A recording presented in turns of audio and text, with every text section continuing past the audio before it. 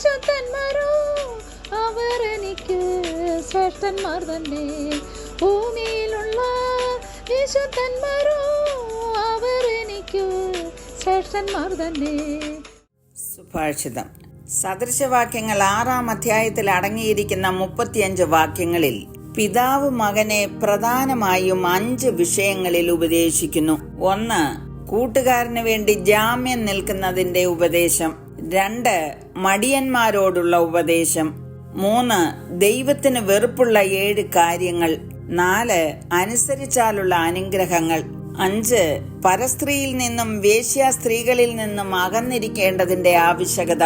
ചുരുക്കി പറഞ്ഞാൽ, ഒരു യൗവനക്കാരൻ ജ്ഞാനത്തോട് ദൈവത്തെ അനുസരിച്ച് ജീവിക്കേണ്ടതിന്റെ ഉപദേശം ഈ അധ്യായത്തിലുണ്ട്.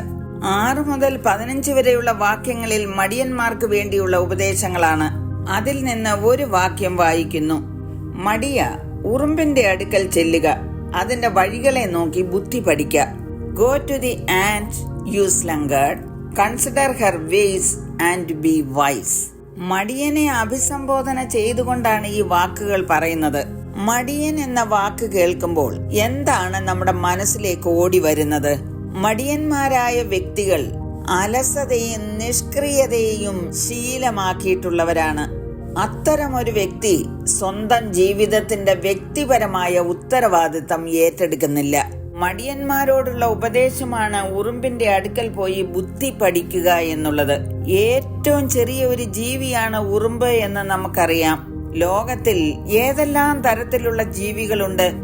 വലിയതോ മനോഹരമായതോ ശക്തിയേറിയതോ ആയ യാതൊരു മൃഗത്തെയോ പക്ഷിയെയോ സമുദ്ര ജീവികളെയോ ഒന്നും പരാമർശിക്കാതെ ഈ ബലഹീനമായ ഉറുമ്പിന് എന്താണ് വിശേഷതയുള്ളത്?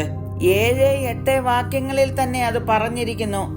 ഉറുമ്പിന് നായകനും മേൽവിചാരകനും അധിപതിയും ഇല്ലാതിരുന്നിട്ടും വേനൽക്കാലത്ത് തന്റെ ആഹാരം ഒരുക്കുന്നു, കൊയ്ത്തുകാലത്ത് തന്റെ തീൻ ശേഖരിക്കുന്നു. ഉറുമ്പ് കഠിനാധ്വാനിയാണ്. ഒരു ഉറുമ്പിന് സ്വന്തം ഭാരത്തിന്റെ 20 ഇരട്ടി വരെ അതിന് വഹിക്കുവാൻ കഴിയുമെന്ന് പറയുന്നു. അതൊരു ടീമായി പ്രവർത്തിക്കുമ്പോൾ 100 മടങ്ങ് ഭാരം അതിന് വഹിക്കാൻ കഴിയും. അവയ്ക്ക് മേൽവിചാരകനില്ല, നായകനില്ല, എങ്കിലും അത് കഠിനാധ്വാനം ചെയ്യുന്നു. അവ സ്വന്തമായി പ്ലാൻ ചെയ്യുകയാണ്. തങ്ങൾക്ക് ആഹാരം ലഭിക്കാത്ത ഒരു കാലം വരുന്നുണ്ട്, അതുകൊണ്ട് അത് ശേഖരിച്ചു വെക്കുന്നു. പ്രിയമുള്ളവരെ, ഈ അവസ്ഥകളൊക്കെ മടിയന്മാർ ചിന്തിക്കുവാനാണ് ഞാനീ പറയുന്നത്. ദൈവം മനുഷ്യനെ സൃഷ്ടിച്ച് അവനെ കൂട്ടിക്കൊണ്ടുപോയി ഏദൻ തോട്ടത്തിൽ വേല ചെയ്യുവാനും അതിനെ കാപ്പാനും അവിടെ ആക്കി എന്നെഴുതിയിരിക്കുന്നു. ദൈവത്തിന്റെ സൃഷ്ടികളെല്ലാം അധ്വാനിക്കണമെന്നാണ് ദൈവത്തിന്റെ വ്യവസ്ഥ. മടിയന്മാരെ കുറിച്ച് നിരവധി കാര്യങ്ങൾ ഈ സദൃശവാക്യത്തിൽ തന്നെ പറഞ്ഞിരിക്കുന്നു. ചില വാക്യങ്ങൾ വായിക്കുവാൻ താല്പര്യപ്പെടുന്നു. മടിയ, നീ എത്ര നേരം കിടന്നുറങ്ങും? എപ്പോൾ ഉറക്കത്തിൽ നിന്ന് എഴുന്നേൽക്കും?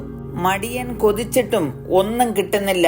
ഉത്സാഹികളുടെ പ്രാണനോ പുഷ്ടിയുണ്ടാകും. അവർ പ്രവർത്തനങ്ങൾ പൂർത്തിയാക്കുകയില്ല.